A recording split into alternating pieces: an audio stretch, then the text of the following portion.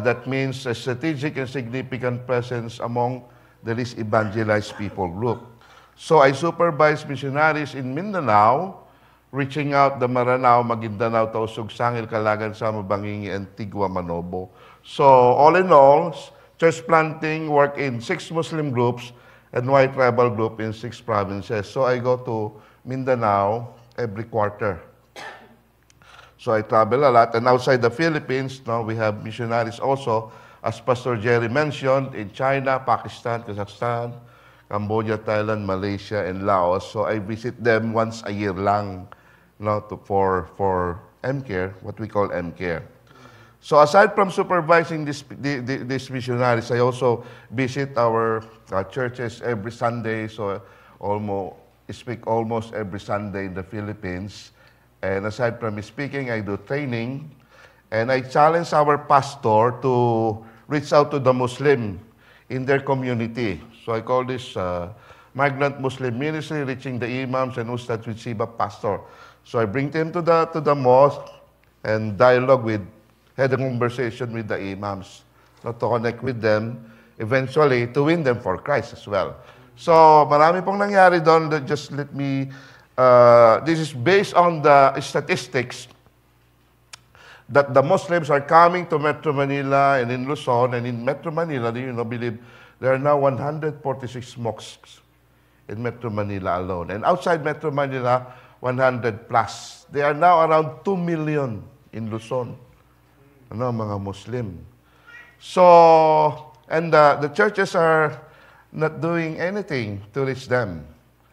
So the Lord impressed upon my heart that instead of teaching them, why not model them how to converse with Muslims? So I brought them so I visited our churches in Central Luzon, and then I brought them to the mosque and had conversations with them. So these are just the picture of my mosque visit with the pastor. That's in Nueva Ecija, San Jose City, my hometown, in Lupao, Nueva Ecija, in Cabanatuan City. Pamilya si Pastor Jerry yan, in Antipolo City, San Pablo City, Laguna. This imam discussed to us about eschatology, end times from Muslim Islamic perspective. Sabi ko, almost similar, sa Christian eschatology. In Agua City, La Union, and then we went up to Baguio City. This is Walter, PNM. Siya yan, si Walter. Kasama namin sa Baguio City. Masantol, Pampanga, in Siniloan, Laguna, Marikina City. This imam, he was close to our pastors here, that he literally told our pastor, if you will convert to Islam, we will give you 25,000 each. Ganun talaga sila, ka-aggressive, magbibigay ng pera. And this guy, this pastor, responded jokingly, Pastor, we are just friends. But if you are serious, let me give you an offer, 40,000. Be converted to Christianity. Nagbigay siya ng mas mataas na. Pero, alam naman, the imam knows that he is just joking. Okay? So in Marikina City, in Dasmariñas City, this guy is the head. He's a Balik Islam. Ang Balik Islam, Katoliko na nag-convert sa Muslim. When I introduced myself as a Baptist pastor, he said, "Oh, Pastor, my high school daughter was sponsored by a Baptist organization in Iloilo City or in Bacolod City. Balik Islam, but he's the head of a church in Dasmariñas, Cavite. Probably the biggest Islamic or Muslim community and building in Luzon. Andun sa Dasmariñas City po. And then Santa Cruz, Laguna, Alaminos, Laguna. So ayan po, I did training among women in one of our churches in Laguna. So sila yung masigasig to reach out the Muslim, and they were excited.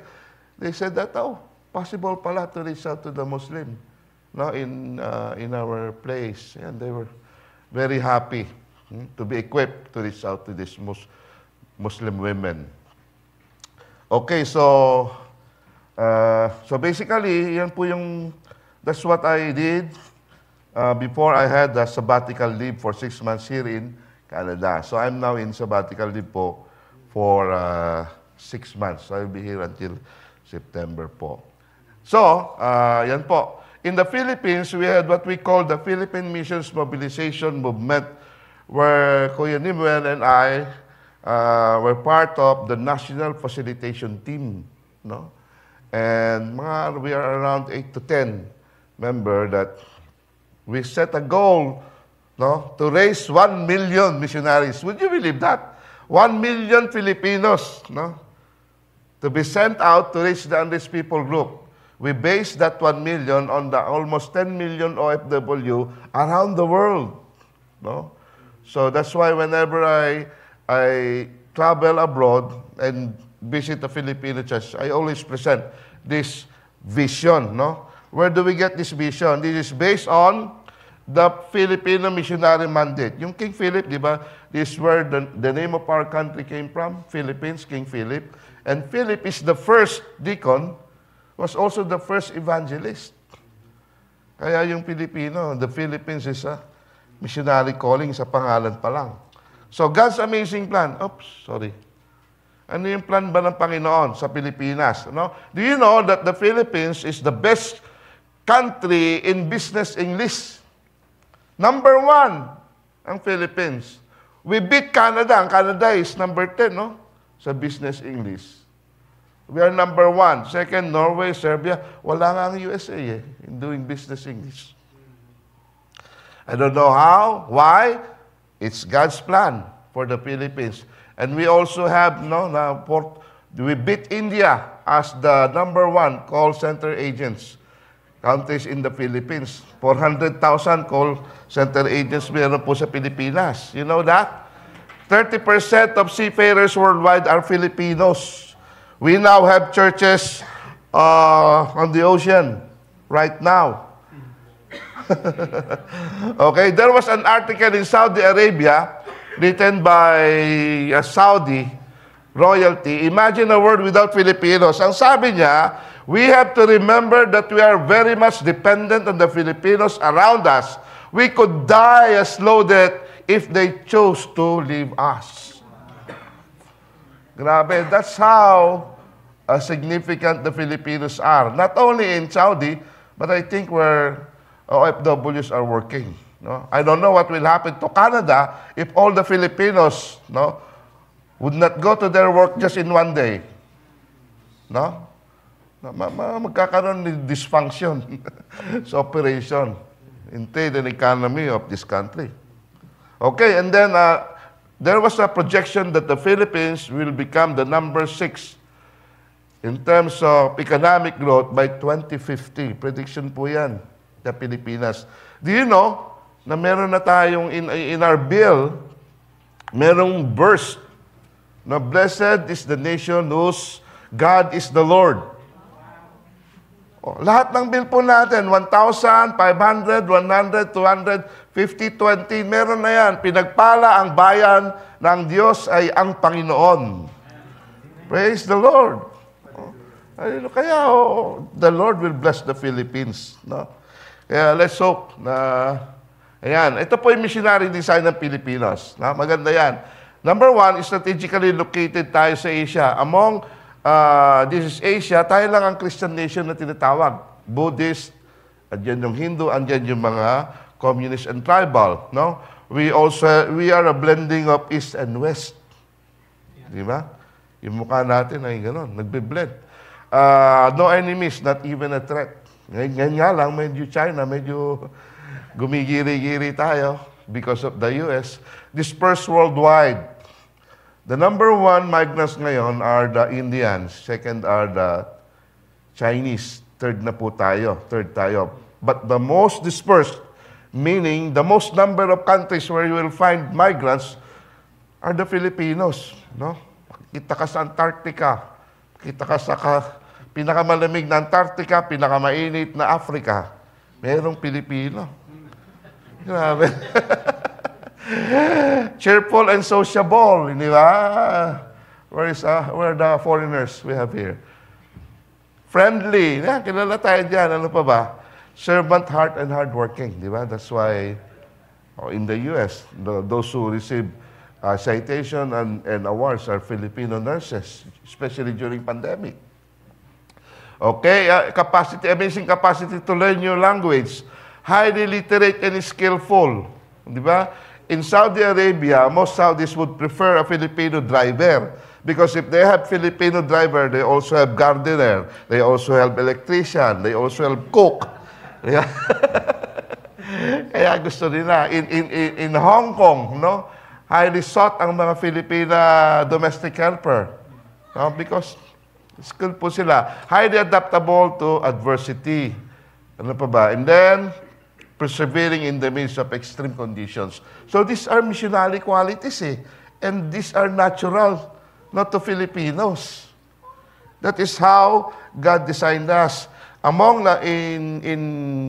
Filipino churches, no, na visit ko, merong 5 qualities, 5K, no?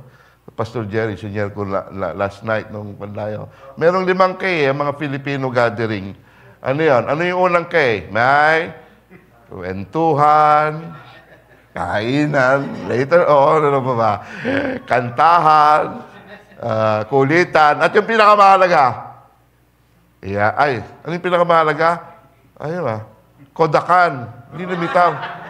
Pero anyway, sira yung kodakan. 5 yan. Okay? May nakita ako dun sa isang, I don't know, sa Dubai yata yan. French lesson.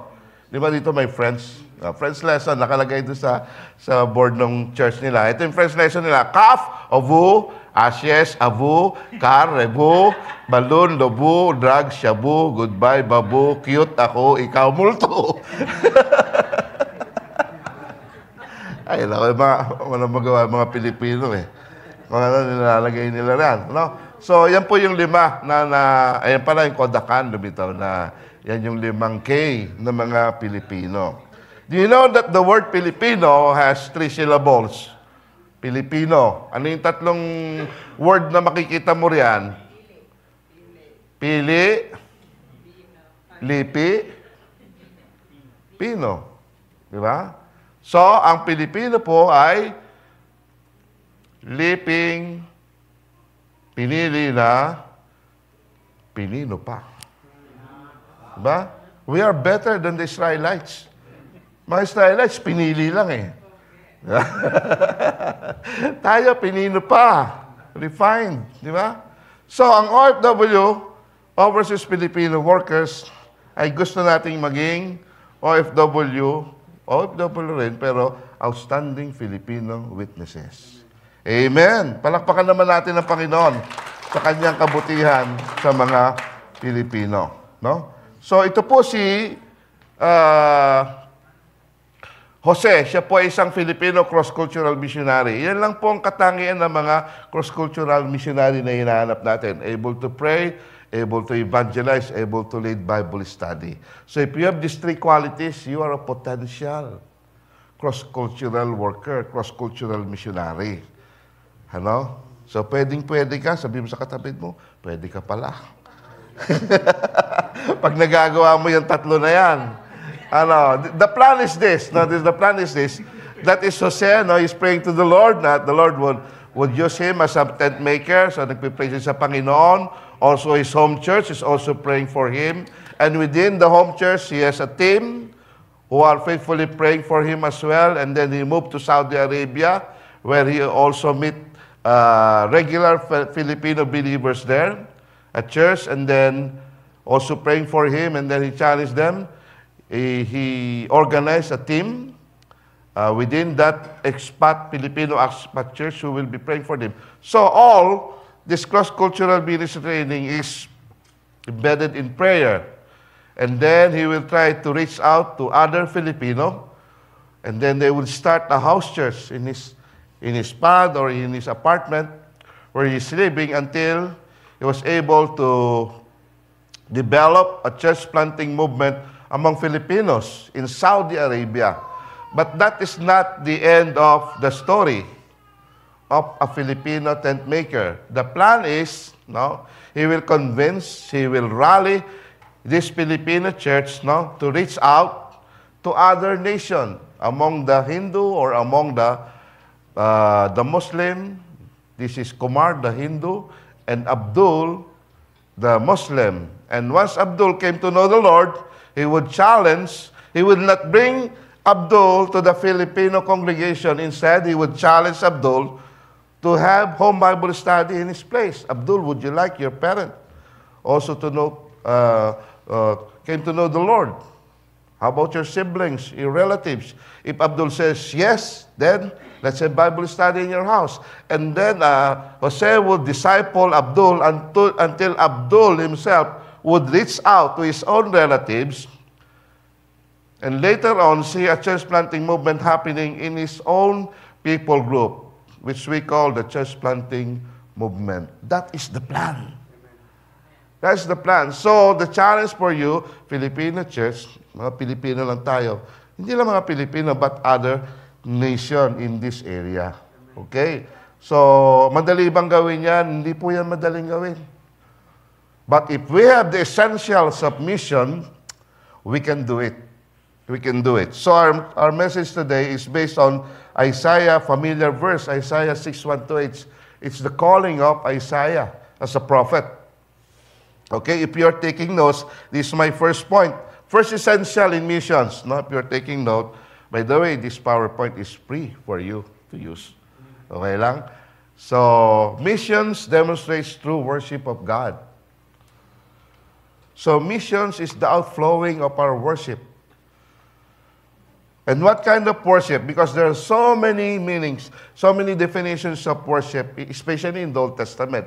But in this particular passage, we can see, no? The passage says, in the year that King Uzziah died, I saw the Lord high and exalted, seated on the throne. The train of his robe filled the temple. And then the seraphim said, Holy, holy, holy is the Lord Almighty. The whole earth is full of his glory. So, these statements describe what worship is all about for Isaiah. For Isaiah, true worship is seeing the Lord in his sovereignty. You're able to see God is the one in control of everything. God is the one in control of your life. Even what's happening in your life, God is in total control. So you can still worship the Lord even if you can no longer speak, even if you can no longer sing, even if you can no longer play musical instrument. Worshiping the Lord is still possible. If you can see Him in His glory, in His majesty. Secondly, true worship of the Lord is found in that statement, in the year that King Uzziah died, I saw the Lord. So, true worship is not only seeing God in His sovereignty, it's also seeing God in human situation. Who is King Uzziah, by the way, who died, which Isaiah mentioned here? King Uzziah, according to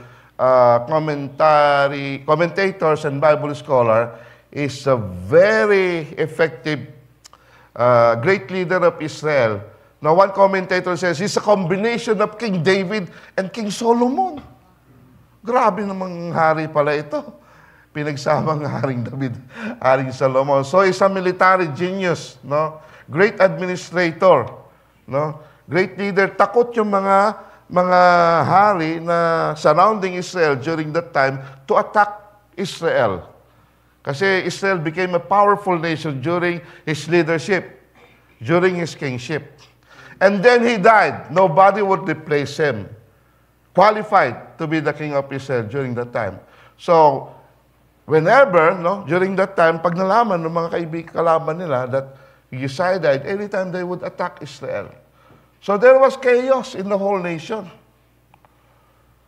No? They see uncertainty during that time. But during this time of uncertainty, during this time of chaos, when King Uzziah died, sabi na Isaiah, I saw the Lord. Excuse me. I saw the Lord.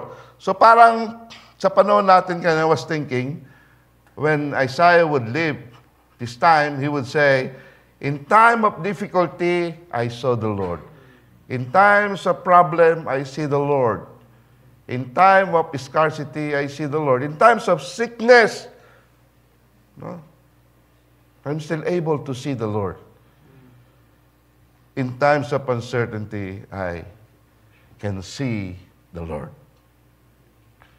That's true worship according to Isaiah. No?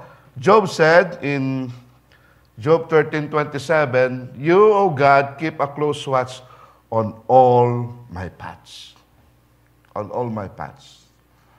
So what's the challenge for us, no, of worshiping God? This number one challenge for this message. We need to fight for our time with God. We need to fight for our time with God. Why? Because the original calling of the original apostle, no? In Mark 3:14, he said, he chose the 12 to be with him and to preach the gospel. So what was the calling of the original apostle? To be with Jesus. That's why in Acts chapter 4, verse 13, you would know na the religious leaders were so amazed about the powerful preaching of Apostle Peter. No? Where do these people came from? Sabi ng mga religious leader. Who are these people? Anong sagot ng mga follower, ng mga ordinary soldiers? They were uneducated people. Uneducated people. But the key is, they have been with Jesus. They have been with Jesus. So that's the key. That's why, you know in Matthew 28, verse 16, before the giving of the Great Commission, no? Go and make disciples of all nations. All authority has been given to me. Anong sabi ron? During Matthew 16, verse 16, it says, while they were worshiping the Lord, some doubted. And then the Lord said, all authority was given to me. So the Great Commission was given in the atmosphere of worship. While they were worshiping the Lord, they heard the Lord saying the Great Commission. So that is a challenge for us, mga kapatid. We need to find our time with fight. No? Kailangan paglaban mo. Kasi ang daming distraction, so many distraction in spending time with the Lord. No? The greatest sin of God's servant today, alam niyo kung ano? Excuse me, not having a Sabbath. Not having a Sabbath. Masyado tayong naging busy. So busy for so many things. Okay? For so many things. Now, what describes you about these two statements? Are you the person who schedule priority or prioritize schedule? Saan ka riyan? If you are scheduling priority, maganda yan. If you are prioritizing your schedule, dito mga activity lang nakalagay sa calendar mo, what will I do? Things to do. Diba? In scheduling priority, what's your priority? When you spend your money, pag nakuha mo yung salary mo, priority, monthly amortization. Sa Kristiyano, hindi yon. Una, tithes and offering. Diba? Serve mo yung tithes and offering mo, yung giving mo sa mission, so on and so forth. And then, yung amortization, bako ka bumili ng grocery. Hindi ba? Tama o tama? Di ba tama? Nasusunod ba natin yun? Yes! We follow yung plan natin na yan. Because we know our financial priority. But the problem is, when we identify our priority is the Lord, to spend time with the Lord, bakit nakakancel? Bakit nakakancel yung time with the Lord? Eh sabi natin, priority. Second priority natin, family. But look at your calendar. Nakalagay ba yun? Birthday ng asawa mo sa calendar mo? Birthday ng anak mo sa calendar mo? Sabi mo, priority mo yung pamilya mo? Ano nakalagay sa calendar mo? Meeting, fellowship. Maganda naman yan. Meeting, fellowship. Pero it does not reflect what's your real priority. Maganda sa calendar, ilagay mo lahat, di ba? Kung minsan nga, naka-calendar na di ba? Sometimes, I ask my wife, prior to pandemic, sabi niya, pwede ba isang araw, one day, every month, hindi mo na tayo mag-asawa? Sabi ng asawa ko ba? Bakit ka? Gusto kong magpahinga. Sabi ko kasi kung nagpapahinga ako, Pahinga rin ako sa pag-utos, bumili ka ng suka sa tindahan, bumili ka ng toyo, tapon mo yung basura. Do you have experience that? Di ba, ganyan tayo? Sabi niya, but I did that, no? January 2017, 2018, I did that. Punta po ako sa La Mesa Dam, Eco Park in La Mesa, your Metro Manila. Merong Eco Park doon. Maghapon ako, masaya ako. I enjoy God's creation. Merong massage doon, nagpamasahe ako. I was so relaxed. And I scheduled from February to December. May schedule. Pero wala, hindi nangyari. Doon lang dyan. So may schedule na, hindi pa nangyari. Eh, how much more kung walang schedule? So when I was first appointed as missionary, director of our organization, the first thing I did, no, sa mga missionary is to give them a sabbatical leave. Because it's in the job description nila yun eh. Responsibility of the organization, after 6 years, sabbatical leave ka. Ayaw nila mag-sabbatical leave. So my memo is either you do sabbatical leave or you resign. Bakit kami mag-resign? Kasi para kang makina. Palyado ka na, hindi mo alam. No, marami nang kailangang i-repair sa iyo. Kailangan magpahinga, di ba? So magpahinga. Sabi sa katabi mo nga, magpahinga ka.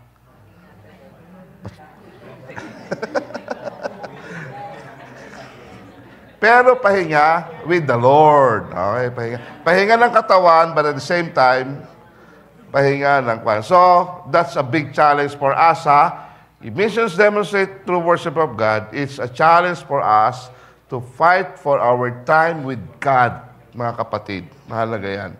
Very basic, but it's very essential. You will not last in missions, you will not last in the ministry if you don't have this. Okay? Mababurn out ka. Secondly, missions demands transforming work of God. Ano ibig sabihin yan? Look at the verse. Verse 5, sabi ni Isaiah, "Woe to me, I cried, I am ruined, for I am man of unclean lips, and I live among the people of unclean lips, and my eyes have seen the King, the Lord Almighty." Woe to me. No? When Isaiah was able to see who God is, he was able to see who he really is. Excuse me. Ikinumpare niya yung sarili niya sa Diyos. Hindi niya ikinumpara yung sarili niya sa ibang tao. No? Mag-ingat tayo ron. No? When we compare ourselves with other people, kasi dalawang mangyayari dyan eh. When you compare yourself with others, you will boast or you will have self-pity. Di ba? So in the Philippines, may mga at our age, mga 50s, 60s mo, uso ang mga reunion doon eh. Reunion, di ba? Mga batch high school. Maraming hindi umaattend kasi nahiya sila, no? All my batchmates have already good house, good car, di ba? They're already rich. Ako, andito pa rin sa bahay ko. Yung iba naman, pag nandun, they would become proud, they were excited to attend. They would like to boast about their fortune. So dalawa, wag mo ikumpara yung sarili mo sa ibang tao, mga kapatid. No, iba yan, magkakaiba tayo ng strength and weakness. But always compare yourself to God's holiness. Ano ka na sa harap ng Diyos ngayon? No? Yun palagi ang magandang comparison natin sa harap ng Panginoon. So, anong requirement ngayon sa transforming work of God? Number 1, transforming work of God recognizes human frailty. Sabi niya, "Woe unto me, ako ay isang makasalanan. I have a man of unclean lips." So mahalaga yung unclean lips eh. Kasi, kung makikita ninyo, inulit yan, unclean lips na yan, doon sa, "The one of the seraphim flew with me, with a live coal in his hand, which he had taken with tongues from the altar, which he touched my mouth and said, See, this has touched your lips, and your guilt is taken away, and your sin atoned for." No? One of the saddest things in life, no, is we offend people through our words, di ba? Nakaka-open tayo ng mga tao. Ang pinakamalungkot, ang dalas na na-open sa atin, salamat po, yung mismong pamilya natin. Sometime I was confronted by one rap. My wife, sabi niya, pagkakausap mo ibang tao, ang lumanay mo magsalita dahil pastor ka. Pero sa akin, parang pasigaw ka magsalita. Parang binuhusan ako ng malamig na tubig. Yang liya ako sa sarili ko. Pero I remember in Ephesians chapter 6:29, it says na there's a phrase that said, Paul said, let not unwholesome talks come out of your mouth. Unwholesome talk. Yung word no na ginamit is rotten food. Yung sira na pagkain. But the emphasis is not on the taste, but on the smell. Diba? Yung mga bulok na pagkain na parang nasa basura, nasama ng amoy nun, di ba? So, parang ganon, yung salitang unwholesome talk na sinatawag. I was just thinking, imagining, no? Imagine if the Lord would give a scent, a smell, to every word that comes out of our mouth. Lalagyan niya ng amoy, ng Diyos yan, and if these are positive words, encouraging words, mabango. It's like a perfume ang magiging amoy na hininga mo. But if these are negative words, will it come up with your mouth, parang amoy imbornal, amoy dagang bulok ang lalabas. Sabi ko, what would happen? No? What would happen? Ano magiging smell? Ano magiging amoy ng inyong kwarto, ng inyong kusina, sa bahay? Ano magiging amoy ng iyong opisina? What would be the smell? And then we will gather together. Dala-dala natin yung amoy. Sa bahay at sa opisina on Sunday. Together, what will be our smell in the presence of God? It's a challenge, di ba? Also, significant siya because it's the lips that we use in preaching the gospel. So the challenge before us, the second challenge is, focus change in us more than through us. Ayan, magandang principle po yan. Change in us more than through us. Because sometimes we are discouraged, no? Lord, kailan mababaguhin? When will I see change among these people I'm ministering to? When will you change my situation? Kailan ako makakalaya sa problemang ito?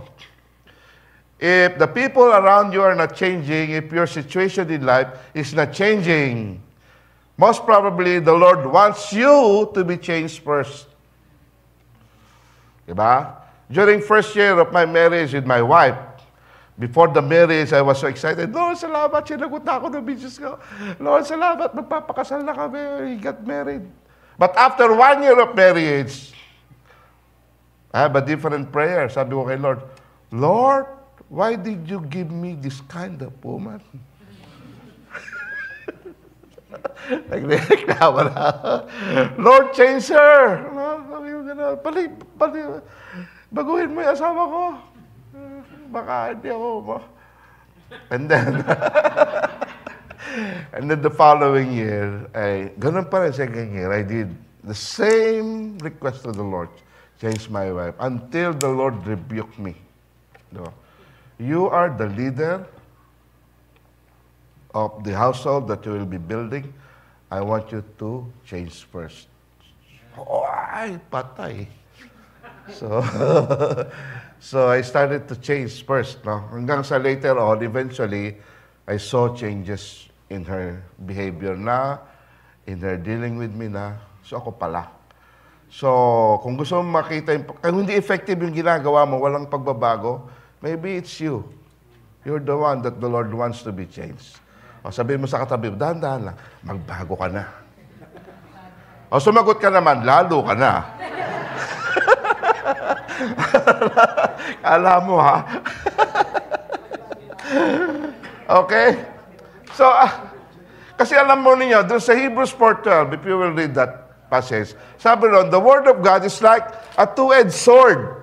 Two-edged sword. Dalawa yung blade. So, the first blade is for the people we are ministering to. Eh, yung other blade na nakaharap sa iyo, para sa iyo yun. Hindi ba? Para sa iyo yun. So when we are ministering to people, hindi lang yung mga gusto natin mabago, kundi tayo man, ay gusto rin nating mabago. No? I discovered in life and ministry this cycle, no, of transformation. No? Before we obey the Lord, no, yung obedience natin sa Panginoon is always dependent on our trust in God. And our trust in God is always dependent on our love for God, and our love for God is dependent on our knowledge of God. Okay? Now, as we obey the Lord, we become more knowledgeable about the Lord. So the more we obey, the more we know. The more we know the Lord, the more we love the Lord. The more we love the Lord, the more we trust the Lord. The more we trust the Lord, the more we obey the Lord. So cycle po yan. Nangyayari. And each stage is the experience of transformation. May transformation na nangyayari sa atin. No? When we know the Lord more, nata-transform tayo. When we love the Lord, mayroong transformation. And it all started in the knowledge. Diba? So when we read the scripture, when you do your devotion, hindi lang ang purpose natin is not to gain knowledge, not to be encouraged, not to be inspired. Hindi lang yun, maging inspired ka, ma-encourage ka. The main purpose of Bible reading, or Bible devotion, is to be transformed. Yung mabago ka, na pag nagbabasa ka ng Bible, Lord, hindi yung anong gusto kong malaman, ano ba ang kalooban mo, Panginoon, but the prayer should be, Lord, anong gusto mong mabago sa buhay ko today? What do you want to change in my life today? So I can be a more effective servant, so I can be a more effective minister to the people. And the overarching, ito pa maganda riyan, no? Ang nagpapatakbo ng cycle na yan is about God's grace and brokenness. No? Actually, seminar itong ginagawa ko sa inyo. Summary lang. So yung brokenness na yan ay part ng ginagamit ng Panginoon. So, familiar tayo sa grace, but sa brokenness, hindi natin masyadong nakikita the significance of that. Sabi yun ni Viktor Frankl, ano sabi niya? What is to give light must endure burning. Kung gusto mong magliwanag, masusunog ka muna. Masusunog ka. So to become a light, we are light of the world. Di ba sabi ng Panginoon? Hindi pala madali maging light. Masusunog ka. Susunugin lahat ng pride mo, susunugin lahat ng hindi maganda sa iyo ng Panginoon. At masakit yun. One Christian psychologist says, we have all cracks. Ano yung cracks na sinasabi niya? He was referring to, sabi niya, crack is any experience, no? In the past that we remember. And whenever we remember this experience, we cry, literally or deeply. Yun yung mga cracks natin. Yung mga masasakit na karanasan. Especially the betrayal. Di ba? The betrayal of trust. Masakit yan. Sabi niya, we all have cracks. And sabi niya, hindi totoo, it's not true, no, that we will forget these things in the past. Hindi na totoo yun talaga. Na makamove on ka na later on, it will continue. But the good thing is, like what Apostle said in 2 Corinthians, no, 3 times I prayed for this thorn in the flesh to be removed. Sabi niya, but the Lord didn't answer my prayer. He said that in times of weakness, my grace is made perfect. In times of weakness, sabi niya, perfect yung grace ko.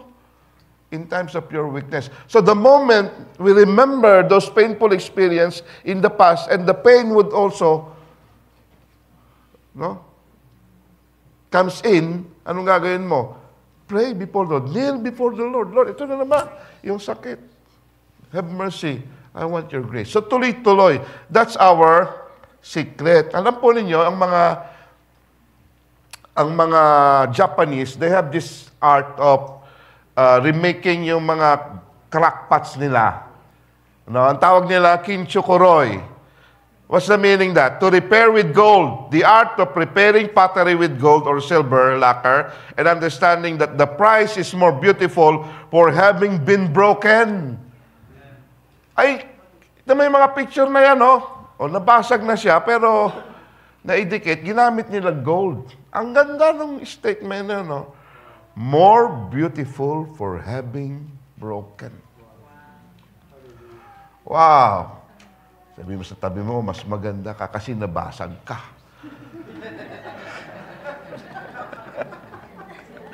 Yan, basag yung mukha. More beautiful for having been broken. No? Kaya, hindi sayang, kapatid, ang buhay mo. Hindi sayang yung panahon mo kahit niloko ka ng taong yan. Kahit ginawan ka ng masama, hindi na sayang. God has a purpose. Through that experience, God wants you to become a better person so that you can experience more of His grace. No? Kasama yung grace sa brokenness, mga kapatid. Huwag nating aalisin. Okay? So, ganyan kabuti ang ating Panginoon. So, let's review. Number 1, missions demonstrates to worship of God. The challenge is to fight for our time with God. Yung number 2, missions demands transforming with God. Focus change in us more than through us. Anong gusto ng Panginoon sa iyo, bago yung gusto ng Panginoon sa iba. And finally, ayan ang gusto marinig natin. Tatapos na si Pastor. Missions determines teamwork with God. Anong sabi ni Isaiah? When he was able to see the Lord, he was able to see himself. And after repenting, asking for forgiveness, he was cleansed by the Lord, experienced transformation. And once he was cleansed, he was able to hear the Lord. Yung sabi niyo, then I heard the voice of the Lord saying, whom shall I send? Who will go for us? And I said, here am I, send me. So, yung partnership with the Lord means a call to work for God and to please God alone. Sabi niya, who will go for us? So missions or any ministry inside the church should be done for the Lord. And if it is for the Lord, we should not do it alone, not simply to please God, but we need to do our best. Kaya ang sabi ni Mother Teresa, not all of us can do great things, but we can do small things with great love. Pwede. If we are doing it for the Lord, no? Kaya, hindi pwedeng basta-basta lang. I like your practice here, before the service started. Meron tayong devotion doon, maagang mga preparation. No, gusto ng Panginoon the best. To please Him and to do our best. Challenge to do the best. Let me share with you the best practices in doing mission. Just for information lang, mabilisan. Sa missions, merong best practices tayong tinatawag. Number 1 is going. So merong long-termer or short-termer who will go to the mission field because the challenge is how will they hear without a preacher. Okay? So the second one is the giving. How shall they preach unless they are sent? So ito yung finally blessed by the Lord to give. Yung ginagawa ninyo, you have a special offering. 5 loaves and 2 fishes there to support the workers in the Philippines. You're representing that, giving. And then there is also the mobilizer. Sound the trumpet. These are the one making people aware of the need to reach the unreached people group. And then there is also the welcomer. Welcome the foreigners living with you. That's what we are doing, ministry among the migrants. Ito po ay very significant dito sa Canada dahil out of the 15 unreached countries in the world, 6 ang nandito sa Canada. India, China, Nigeria, Pakistan, Iran, Afghanistan. Diba? Mga nandito po. Nagulat ako. So marami sila. Yan po ang magagawa natin when we reach them, we are doing a welcoming ministry. And then finally, yung prayer, pinakamahalaga. Prayer, stand in the gap. I believe myself, I came to know the Lord because somebody prayed for me for 1 year. yung nag-share sa akin ng gospel, pinag-pray niya ako na 1 taon. And I believe na kayo man, you came to know the Lord, before you heard that gospel message, somebody prayed for you. And we owe prayer not for them, but for the lost. Para makabawi ka sa taong yan na nanalangin sa iyo, ipanalangin mo rin yung mga di pa mananampalataya.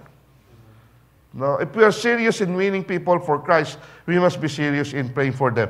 I was in Pakistan, 2015 yata, just after the bombing of a church there in Peshawar, Pakistan. 81 got killed, no? Binomba yung Catholic Church. Also, another school, binomba rin nila, 145 got killed doon ng mga bata. So, 2 weeks lang after that, I came to Pakistan. The Pakistani believers are praying. Conference talaga to, prayer conference, because we have missionary there. So I visited him. It so happened that they had this gathering with fellow believers. They're praying for the whole country of Pakistan, okay? So, and then I met this guy. These are our missionaries from Canada. Itong dalawa rito eh. The other are from the US. So, medyo bald ako nun. 2010 to 2019 no, ako, kalbo. Oh. 2020 lang, pandemic, nagpahaba ako ng buhok. And then I met these are the my bodyguards. Kasi dun sa conference venue, I was invited to speak in one church. Malapit lang siya, siguro mga 200 meters lang, 200 meters. But the local government were afraid that I might be abducted by the Bin Laden, yung pangalan, Al-Qaeda, by the Al-Qaeda. So the mayor sent this police, Pakistani police. We will escort you, sir. Punta kami rin. Naglalakad lang kasi kami eh. So, and then I met this bishop, hosted me in Hyderabad, tsaka ito, Filipino. First time they saw me, ang sabi nila sa akin, Pastor Ronald, you look like an Afghan. Talaga? Mukha ba akong Afghan? Ay, mukha nga naman pala. So we are praying there, doon sa Pakistan na yon. And I was crying when I heard these Pakistani believers praying for the Al-Qaeda terrorist group. One unit is composed of 16 members according to their information. And the unit that bombed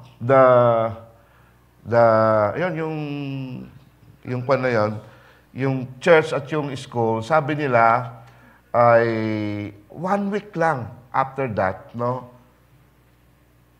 had an opportunity to hear the gospel and came to know the Lord.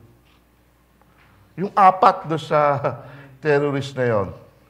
2 are married, pero yung 2 raw na single, kasi bumaba ng bundok, went back to the mountain, and ang desire is to share the gospel to fellow Al-Qaeda members ng terrorist unit na yon. So very, very powerful po, ang prayer po natin diyan sa kanila. So, reminders, best practices. If you want to be involved in missions, ito yung mga best practices na ginagawa na pwede po nating magawa in doing missions work. So, missions is not the work, is the work of the whole church. Everyone must be involved. Kasama po lahat, walang exempted. Kasi everybody can pray, everybody can give. So you're part of doing missions work. So the challenge is let's just fully trust in God. Kasi, yung obedience is always dependent on trust. Palaging the level of our obedience is dependent on the level of our trust in God. Tandaan niyo po yan. Nakakasunod tayo sa Panginoon, at ang pagsunod ay nakadepende sa tiwala natin sa Kanya. So, kung hindi ka makasunod, kasi wala kang tiwala. Pero kung nagtitiwala ka, makakasunod ka. Amen. So, it's the issue, obedience is always the issue of trust, mga kapatid. Bakit yung iba hindi mai-give up yung Sunday sa Pilipinas? ng kanilang business, nagbo-boom yung business. No, they could not trust the Lord that the Lord would provide for them. Diba? Pero they give up Sunday business and they found out, they discovered that the Lord is really faithful. They have more customers, no? Monday to Saturday, when they give up Sunday, than including Sunday. So the Lord bless them. Anyway, yan po ang scenario. If you have problem obeying the Lord, you have problem trusting the Lord. So, idil po nyo yung trusting the Lord. Meron po akong kaibigan, I have a friend, he was a missionary now in Indonesia, Banda Aceh. During tsunami, you remember tsunami in Banda, more than 100,000 na namatay doon sa tsunami. But the Lord was, from Japan, missionary to Japan, he went there, volunteer, but he went there without any money. Pamasahe lang talaga. He survived by volunteering dun sa mga mission agencies there, American agency, to eat free food. So the missionaries were asking him, what kind of missionary are you? You don't have any support. So minamali siya ng mga white missionaries. And then later on, they made a decree na you cannot come to any, they set up territories, mission territories in Banda Aceh. So you cannot go there if that's the territory of one mission agency. And wala siyang mission agency.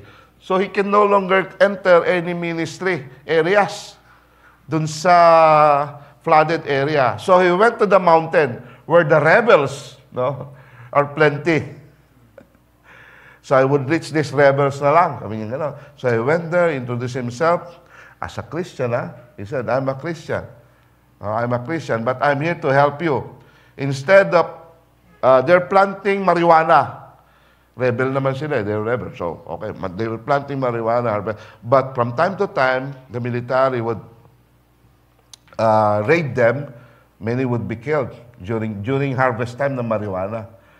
Yung marijuana, confiscate lang ng mga military. So he convinced one elder to plant chili instead of marijuana.